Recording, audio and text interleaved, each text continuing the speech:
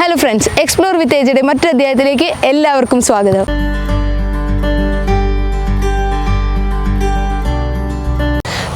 Hungarian ബ്രാൻഡായ Keeway ഇവിടെ നമുക്ക് കേരളത്തിലൊരു motorcycle present ചെയ്യുന്നുണ്ട്. അതാണ് K Light 250V.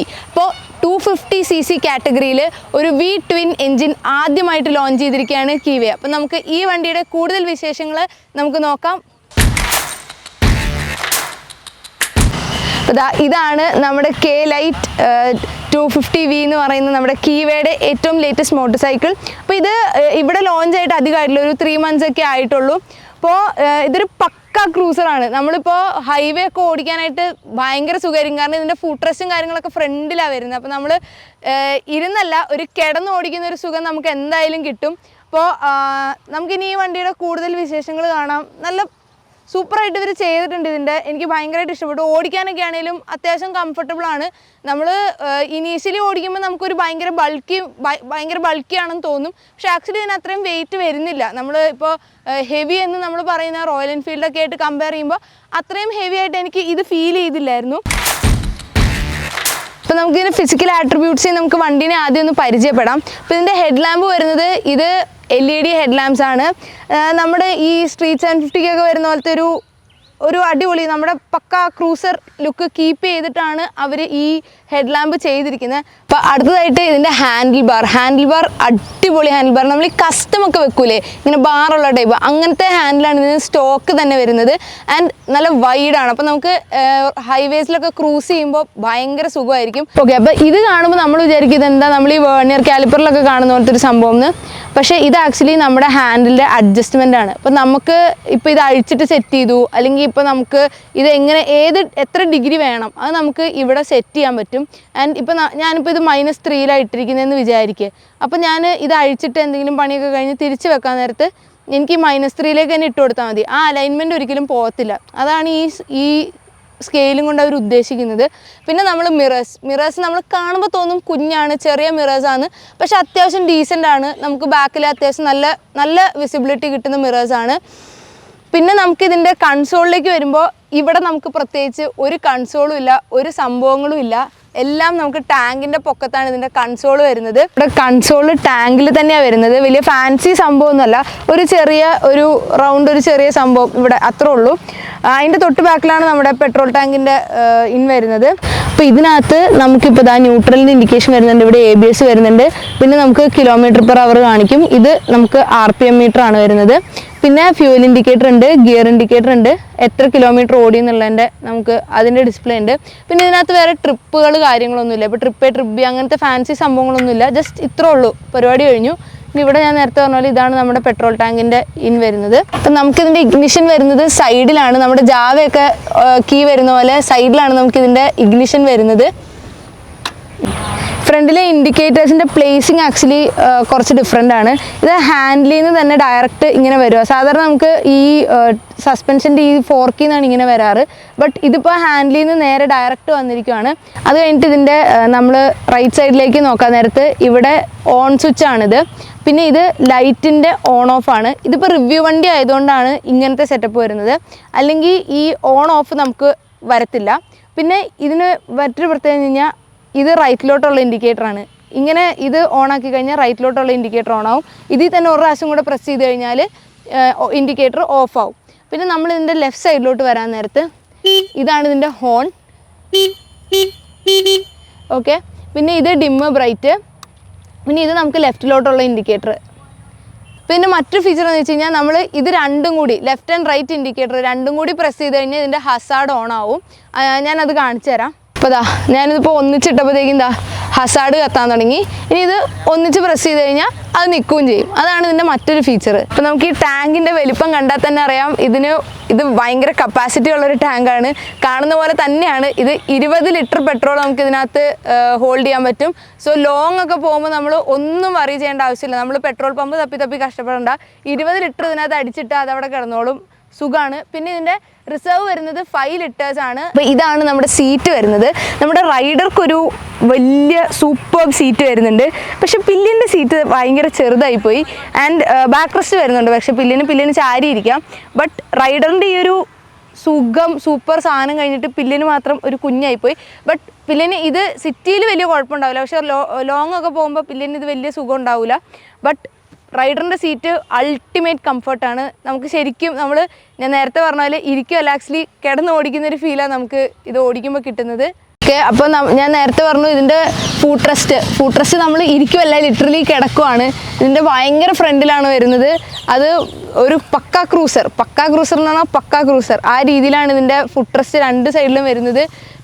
ഗിയറൊക്കെ ഇടുമ്പോൾ ആക്ച്വലി ഹൈറ്റ് കുറഞ്ഞ ആൾക്കാർക്കാണെങ്കിൽ കാലെത്താനായിരിക്കും ബുദ്ധിമുട്ട്. ലൈക്ക് താഴത്തേക്ക് എത്താൻ നമുക്ക് ബുദ്ധിമുട്ടൊന്നുമില്ല, ഇതിന് വലിയ ഹൈറ്റ് വരുന്നില്ല.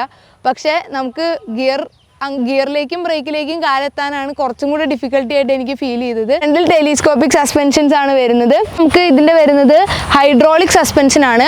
പിന്നെ ഇതിന് ബെൽറ്റ് ഡ്രൈവ് ആണ് വരുന്നത്. നമ്മുടെ റെഗുലർ ചെയിൻ ഡ്രൈവ് അല്ല, ഇതിന് ബെൽറ്റ് ഡ്രൈവ് ആണ് വരുന്നത്. ബെൽറ്റ് ഡ്രൈവ് എനിക്ക് തോന്നുന്നു കുറച്ചും കൂടി നമുക്ക് ലാസ്റ്റിംഗ് ആയിരിക്കും. ലൈക്ക് നമ്മൾ ചെയിൻ മാറുന്നതല്ല, സ്പ്രോക്കറ്റ് മാറുന്നതിൻ്റെ ആ ഒരു ടൈമിനുള്ളിൽ നമ്മൾ മാറേണ്ടി വരില്ല, കുറച്ചും കൂടെ ലൈഫ് കിട്ടും നമുക്കതിന്. ഓക്കെ, അപ്പോൾ നമ്മളിവിടെ എഞ്ചിൻ്റെ ഫ്രണ്ടിലായിട്ട് നോക്കുമ്പോൾ ഇവിടെ ഒരു റേഡിയേറ്റർ ഗ്രില്ലാണ് നമുക്ക് ഫീൽ ചെയ്യും. പക്ഷേ റേഡിയേറ്റർ ഗ്രിൽ അല്ല, അത് എഞ്ചിനൊരു പ്രൊട്ടക്ഷൻ പോലെ കമ്പനി കൊടുക്കുന്നതാണ്.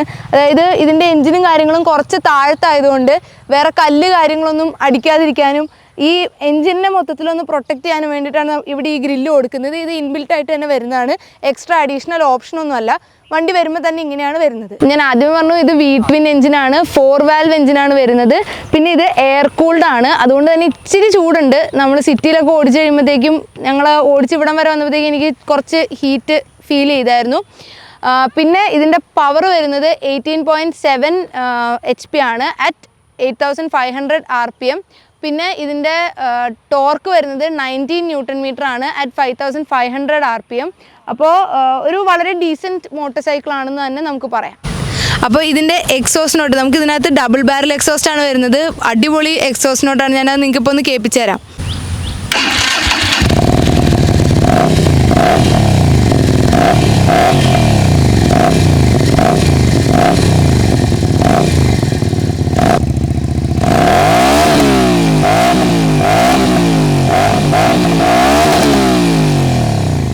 ഇതിനകത്ത് നമുക്ക് ഇൻബിൽറ്റ് ആയിട്ട് നമുക്ക് അലോയ് വീൽസ് വരുന്നുണ്ട്. ഡയമണ്ട് കട്ട് അലോയ്സ് ആണ് വരുന്നത്.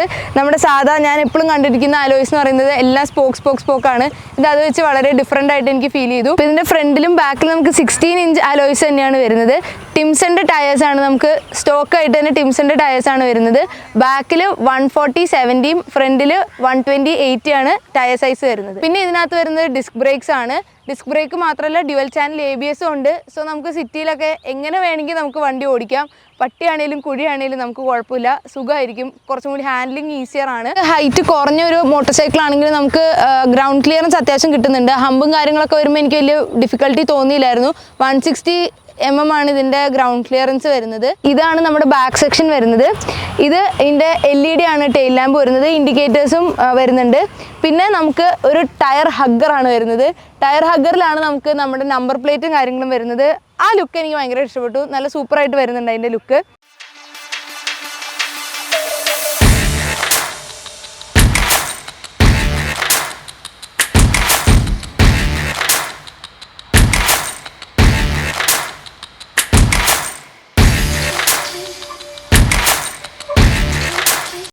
ഓക്കെ, അപ്പോൾ നമുക്ക് ഓടിക്കാനൊക്കെ നല്ല സുഖമുണ്ട് കേട്ടോ. ഇപ്പം ഞാൻ സിറ്റി കൂടെ ഓടിച്ചത്, ലൈക്ക് ട്രാഫിക്കിൻ്റെ നടുക്കായിരുന്നു.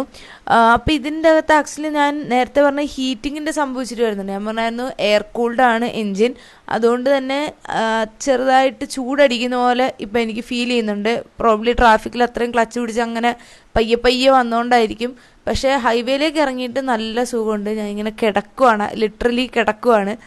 അങ്ങനെ അങ്ങ് ഓടിക്കാം. നമുക്ക് വലിയ സ്പീഡ് കയറ്റാനൊന്നും ആരും ഉദ്ദേശിക്കേണ്ട, ആ ഒരു ഉദ്ദേശമല്ല ഇതിൻ്റെ. പതുക്കെ ഒരു 50-60 സുഖമായിട്ട് നമുക്ക് ക്രൂസ് ചെയ്ത് അങ്ങ് പോവാം. അതാണ് ഈ വണ്ടി കൊണ്ട് നമുക്ക് ഏറ്റവും സുഖം. അങ്ങനെയായിരിക്കും ഓടിക്കുന്നത്. നമുക്ക് എങ്ങനെ വേണേൽ ഓടിക്കാം, പക്ഷേ ഇങ്ങനെ ഓടിക്കുന്നതായിരിക്കും നമുക്ക് ഏറ്റവും കംഫർട്ടബിൾ. നമ്മുടെ ഒരു ഓടിക്കുന്ന ആളുടെ ഒരു സുഖം ഏറ്റവും അതായിരിക്കും. പിന്നെ നമുക്ക് ഇതിനകത്ത് പല കളർ ഓപ്ഷൻസ് വരുന്നുണ്ട്. ഗ്രേ, ബ്ലാക്ക് ആൻഡ് ബ്ലൂ ആണ് വരുന്നത്. ഇനി അടുത്തായിട്ട് നമുക്ക് പ്രൈസ് റേഞ്ച് നോക്കാം.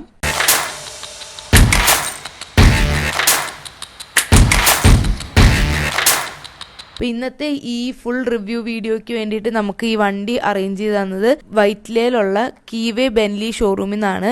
അപ്പോൾ അവരുടെ കോൺടാക്ട് ഡീറ്റെയിൽസും കാര്യങ്ങളൊക്കെ ഞാൻ താഴെ ഡിസ്ക്രിപ്ഷൻ ബോക്സിൽ കൊടുത്തേക്കാം. നിങ്ങൾ ചെക്കൗട്ട് ചെയ്യുക. നിങ്ങൾക്ക് വണ്ടി ടെസ്റ്റ് ഡ്രൈവ് ചെയ്യണം അല്ലെങ്കിൽ ബുക്ക് ചെയ്യണം എന്ത് ആവശ്യങ്ങളുണ്ടെങ്കിലും നിങ്ങൾക്ക് ആ നമ്പറിനകത്ത് കോൺടാക്ട് ചെയ്താൽ മതി. അവരുടെ അഡ്രസ്സും ഞാൻ കൊടുത്തേക്കാം. വൈറ്റില നമ്മുടെ മെയിൻ റോഡിൽ തന്നെയാണ് അവരുടെ ഷോറൂം വരുന്നത്. സോ അത് നിങ്ങളൊന്ന് ചെക്കൗട്ട് ചെയ്യാം. അപ്പോൾ കീവേ കെ ലൈറ്റ് 250യുടെ എല്ലാ വിശേഷങ്ങളും നിങ്ങൾക്ക് ഇഷ്ടപ്പെട്ടു എന്ന് ഞാൻ വിചാരിക്കുന്നു. ഈ വ്ളോഗ് വളരെ ഇൻഫർമേറ്റീവ് ആയിട്ട് നിങ്ങൾക്ക് ഫീൽ ചെയ്തു എന്ന് ഞാൻ വിചാരിക്കുന്നു. ഇനിയും ഇതുപോലത്തെ ഇൻഫർമേറ്റീവ് കണ്ടന്റും ഇതുപോലെ വണ്ടി റിവ്യൂസിനും അതുപോലെ ചെറിയ ചെറിയ ട്രാവൽ വ്ളോഗ്സിനൊക്കെ ആയിട്ട് നിങ്ങൾ ഈ ചാനൽ സബ്സ്ക്രൈബ് ചെയ്യുക. ബെൽ ബട്ടൺ അമർത്താൻ മറക്കരുത്. ബെൽ ബട്ടൺ അമർത്തിയാൽ മാത്രമാണ് നിങ്ങൾക്ക് നോട്ടിഫിക്കേഷൻസ് കിട്ടുള്ളൂ വരുമ്പോൾ തന്നെ. So stay tuned to explore with AJ and this is AJ signing of.